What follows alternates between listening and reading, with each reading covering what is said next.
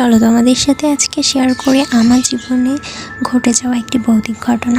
তখন আমি অনেক ছোট ছিলাম, তখন আমি পড়তাম ক্লাস 5-এ। আমার বাসা থেকে কিছুটা দূরে একটি বাসা ছিল যেটা অনেক পুরানো, এবং মানুষের মুখে শুনছি ওখানে নাকি কিছু একটা আছে।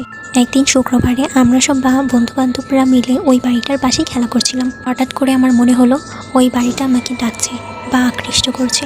তখন আমি কিছু না ভেবেই ওই বাড়ির ভিতরে চলে গেলাম।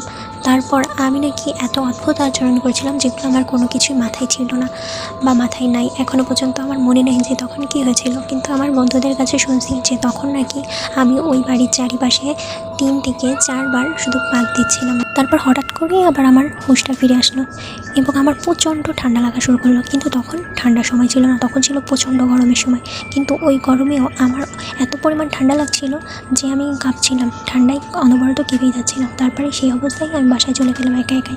বাসায় পরের পার্টটুক জানতে হলে অবশ্যই কমেন্ট করো নেক্সট পার্ট লিখে।